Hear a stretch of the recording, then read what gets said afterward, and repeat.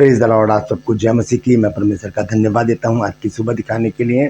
एक और सुबह, एक और दिन परमेश्वर ने हमको दिखाया है। हम परमेश्वर को कोटि कोटि धन्यवाद दें, अनगिनत बार धन्यवाद दें। एक नया संदेश लेकर मैं आज आपके सम्मुख उपस्थित हूँ। और आज ये संदेश जो है वो एक भाई हैं जिनका नाम बिट्टू है शायद। तो उन्होंने एक सवाल पूछा है, क्या बहाने के विषय में बाइबल में लिखा है कहीं? तो आज उनके सवाल का मैं जवाब देना चाहता हूं कि हाँ, बाइबल में लिखा है कि लोग बहाने भी करते हैं। तो उस विषय पर आज हम बातचीत करेंगे। तो बने रहिएगा मेरे साथ। मैं आपका दोस्त पास्टर राजमसी आपके सम्मुख उपस्थित हूं और एक नए संदेश को लेकर आया हूं। तो इस संदेश को पूरा सुनिएगा, आप भी जान लीजिए कि बहाने के विषय में बाइबल में क्या लिखा है। और मेरी इस मुहिम में शामिल हो जाइए। जिद है सच को फैलाने की। Praise the Lord. एक छोटी सी प्रार्थना करके आज के इस वचन को मैं शुरू करना चाहता हूँ। आइए मेरे साथ प्रार्थना में शामिल हो जाइए। जीवित और महान दयालु पिता परमेश्वर, हम तेरा धन्यवाद, तेरा शुक्र, तेरी तारीफ, तेरी बड़ाई करते हैं प्रभु, क्योंकि तू उसी योग्य है। धन्यवाद देते हैं आज के दिन के लिए जो तूने हमें दिखाया है। आज के वचन के लिए विनती करता हूँ प्रभु, आज के वचन को शेयर करने मेरी मदद सहायता कर। मेरे होठों को, मेरे दिल दिमाग को छू कर ब्लेस कर। मेरी आत्मा और मेरा शरीर तेरे ही कब्जे में रहे, ताकि बोलने वाला मनुष्य नहीं बल्कि तेरा आत्मा हो। जितने भी लोग इस वचन को देख रहे हैं, सुन रहे हैं, सब पर मैं तेरी आशीष बोलता हूँ। हर एक को आशीषित कर। हर एक की रोग, बीमारी, चिंता, परेशानी को अपने सामर्थ्य नाम के द्वारा दूर कर दे। जितने भी लोगों ने कल प्रभु जी और आज सुबह प्रभु जी अपने प्रेयर रिक्वेस्ट भेजे हैं प्रभु, तू सबको अच्छी तरह से जानता है, सबकी प्रभु जी और तूने दृष्टि की है मेरे प्रभु। तो एक बार फिर से मैं विनती करता हूँ, हर एक के जीवन में अद्भुत काम कर। हर एक की रोग, बीमारी, चिंता, परेशानियां, बांझपन, कर्जे और प्रभु जी बेरोजगारियां, प्रभु जी घर से लड़ाई झगड़े, नशा और व्यर्थ की बातें और जो कुछ भी है वो सब दूर कर मेरे प्रभु, ताकि प्रभु तेरे बच्चे गवाही दे सके कि यीशु मसीह ने हमारे जीवन में बड़ा काम किया है। धन्यवाद देता हूँ प्रभु, तूने मेरी प्रार्थना को सुन लिया। प्रभु यीशु के नाम से मांगते हैं, आमीन। Praise the Lord. तो आइए उस वचन को हम देखेंगे। जो भाई बिट्टू ने एक सवाल किया है कि क्या बाइबल में बहाने के बारे में, बहानों के बारे में कुछ लिखा है? तो प्रभु यीशु मसीह ने एक दृष्टांत कहा है और उसमें बताया है कि लोग किस प्रकार से बहाने बनाते हैं। तो वो मैं आज आपके सामने रखना चाहता हूँ। और ये बात तो 2000 साल से ज़्यादा पुरानी हो चुकी है जब यीशु मसीह ने ये बात हमको बताई थी। आज भी 2022 साल बाद भी बहाने करते हैं लोग। इसको हम देखते हैं थोड़ी देर में, क्योंकि जब तक हम सच्चाई को नहीं जानेंगे तब तक हम आगे नहीं बढ़ सकते। हमारी आत्मिक ग्रोथ के लिए, हमारी आत्मिक उन्नति के लिए सच्चाई को जानना, वचन को जानना बहुत ज़रूरी है। और यही हमारा मुहिम है, जिद करके इस वचन को, इस सच्चाई को, पवित्र शास्त्र को फैलाना है। तो आइए उस वचन को हम देखेंगे। छोटा सा संदेश है आज का, सिर्फ समझाना है, बताना है कि कहाँ क्या लिखा है। ज़रूर सुनिएगा और इसे शेयर भी कीजिएगा, क्योंकि आज संडे है और आप लोगों को चर्च भी जाना होगा। तो छोटा सा वीडियो देखकर आप इसे रास्ते में भी देख सकते हैं। तो आइए हम देखेंगे लूका रचित सुसमाचार 14 अध्याय 16 पद से मैं पढ़ूंगा। यहाँ पर प्रभु यीशु मसीह के शब्द हैं। यहाँ लिखा है कि उसने उससे कहा, किसी मनुष्य ने बड़ी जेवनार की और बहुतों को बुलाया। जेवनार मतलब दावत, एक पार्टी की और वहाँ पर बहुत से लोगों को बुलाया। जेवनार की और बहुत से लोगों को बुलाया। और लिखा है, जब भोजन तैयार हो गया तो उसने अपने दास के हाथ नेवताहारियों को कहला भेजा कि आओ, अब भोजन तैयार है। जब भोजन तैयार हो गया तो उसने अपने नौकरों के हाथ से नेवताहारियों को, मतलब जो जिनको बुलाया था, जो इनवाइटेड थे, उनको कहला भेजा कि आ जाओ, भोजन तैयार है। पर अब यहाँ पर 3 लोग बताए गए हैं जो बहाने कर रहे हैं, आना नहीं चाहते लेकिन वो बहाने कर रहे हैं। लिखा है, पर वे सब के सब क्षमा मांगने लगे। पहले ने उससे कहा, मैंने खेत मोल लिया है और अवश्य है कि मैं देखूं, मैं तुझसे विनती करता हूं, मुझे क्षमा कर। वो कहता है कि मैंने खेत मोल लिया है। भोजन करने में पार्टी में जाने में, भोजन करने में कितना समय लगता है? पूरा दिन नहीं लगता वहाँ। ज़्यादा से ज़्यादा 1 घंटा 2 घंटा भोजन करके पार्टी में जाकर, यहाँ पर जैसे लिखा है कि जेवनार में जाकर क्या कर सकते हैं, भोजन करके वहाँ पर क्षमा मांग कर कि मुझे जल्दी जाना है, ये काम है, और वहाँ से चले जाए, तो ये बात चल जाती है। लेकिन ना जाना और फिर बहाना बनाना कि मुझे क्या करना है, मैंने खेत मोल लिया है, खेत मोल लिया है, ये तो बहुत पुरानी बात है जब यीशु मसीह ने कहा कि खेत मोल लिया। आज भी लोगों के पास ऐसे बहाने हैं कि वो चर्च आना पसंद नहीं करते, कहते कि मैंने एक ज़मीन खरीदी है, वहाँ मैं मकान बनाना चाहता हूँ, मैं देखने जाता हूँ, वहाँ पर मुझे डीलर के साथ आज उसे देखने जाना है, कुछ डील है वो पक्की करनी है। इस प्रकार के बहाने संडे के दिन ही, जब प्रभु की संगति का समय होता है, जब हम सब एक स्थान पर मिलते हैं जहाँ पर परमेश्वर भी होता है, परमेश्वर के लोग भी होते हैं, हमारे रिश्तेदार भी होते हैं, सब लोग हम मिलते हैं वहाँ पर और प्रभु की स्तुति करते हैं, आराधना करते हैं, प्रभु को ऊंचा उठाते हैं। वहाँ ना जाकर हम कहाँ जाने का बहाना करते हैं कि हमने क्या करा है, हमने एक ज़मीन खरीदी है। यहाँ कहता है कि मैंने एक खेत मोल लिया है, ठीक है। दूसरी चीज़, दूसरे ने कहा मैंने 5 जोड़े बैल मोल लिए हैं और उन्हें परखने जाता हूँ, मैं तुझसे विनती करता हूँ कि मुझे क्षमा कर दे। अब परखने के लिए, बैलों को परखने के लिए पूरा दिन तो नहीं चाहिए, जेवनार में भोजन खाने के लिए पूरा दिन तो नहीं चाहिए, थोड़ा सा समय चाहिए।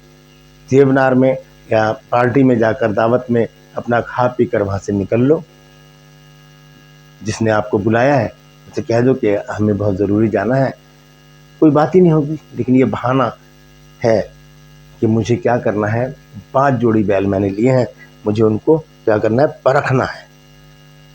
ये तो पुरानी बात है, बैलों को खरीदना। लेकिन जो लोग शहर में रहते हैं उनके पास बैल कहाँ से आएंगे, तो वो कौन सा बहाना बनाएंगे, मैंने एक गाड़ी खरीदी है और मुझे उसको टेस्ट ड्राइव के लिए जाना है, मुझे उसे सर्विसिंग के लिए जाना है, मुझे अपनी स्कूटी की सर्विसिंग के लिए जाना है, ये करवाना है, वो करवाना है। इस तरह के बहाने हम बनाकर रुक जाते हैं और फिर घर में बहुत सारा समय बिताकर शाम के टाइम या कुछ देर बाद इस काम को करते हैं, या कहते हैं चलो बाद में कर लेंगे, अपने घर का काम निपटा लें। बहाने इसको कहते हैं। झूठ अलग चीज़ है, बहाना अलग चीज़ है। तीसरी जो बात है, और 20 आयत में लिखा है, एक और ने कहा मैंने ब्याह किया है इसलिए मैं नहीं आ सकता। जबकि विवाह जो है वो परमेश्वर की ओर से बनाई हुई एक विधि है और परमेश्वर ही इन रिश्तों को जोड़ता है। हमें विवाह के समय परमेश्वर को पहला स्थान देना बहुत ज़रूरी है। ये लोग कहते हैं, ये कहता है एक व्यक्ति कि एक और ने कहा मैंने ब्याह किया है, मैंने शादी की है, इसलिए मैं नहीं आ सकता। क्यों नहीं आ सकते? जब तक हम परमेश्वर को अपने जीवन में पहला स्थान नहीं देंगे, ना तो हम विवाह हमारा कामयाब होगा, ना हमने जो मोटर गाड़ियां खरीदी हैं उसमें हम सक्सेस होंगे, ना हमने जो ज़मीनें खरीदी हैं वो हमारे कब्जे में आएंगी। कुछ ना कुछ गड़बड़ ज़रूर हो जाएगी, क्योंकि हमने परमेश्वर को पहला स्थान नहीं दिया। जब तक हम परमेश्वर को अपनी लाइफ में पहला स्थान नहीं देंगे, तब तक हम सक्सेस नहीं हो सकते। हमें सफलता के लिए परमेश्वर के वचन को पहला स्थान देना बहुत ज़रूरी है। यहोशू की पुस्तक 1 अध्याय और उसका 8 पद में पढ़ूंगा। यह लिखा है, व्यवस्था की ये पुस्तक तेरे चित्त से कभी ना उतरने पाए, इसी में दिन रात ध्यान दिए रहना, इसी में दिन रात ध्यान दिए रहना। अब उसमें आपने चाहे खेत खरीदा हो, ज़मीन खरीदी हो, बैल खरीदे हो, या मोटर गाड़ी खरीदी हो, या शादी ब्याह हो, लेकिन ये चीज़ अगर हम करेंगे, यहाँ लिखा है कि व्यवस्था की यह पुस्तक तेरे चित्त से कभी ना उतरने पाए, इसी में दिन रात ध्यान दिए रहना, इसलिए कि जो कुछ उसमें लिखा है उसके अनुसार करने की तू चौकसी करे, क्योंकि ऐसा ही करने से तेरे सब काम सफल होंगे और तू प्रभावशाली होगा। जब तक हम परमेश्वर के नज़दीक नहीं आएंगे, जब तक हम परमेश्वर को पहला स्थान नहीं देंगे, तो हम कैसे सक्सेस हो सकते हैं? क्यों मैं ऐसा कह रहा हूं? क्योंकि अगर आपने ज़मीन खरीदी है तो वो आपकी इतनी हैसियत नहीं है कि आप ज़मीन खरीद सकें। ये करवाने वाला परमेश्वर है। अगर आपने बैल खरीदे हैं या मोटर गाड़ी खरीदी है तो हमारी इतनी औकात नहीं कि हम खरीद सकें।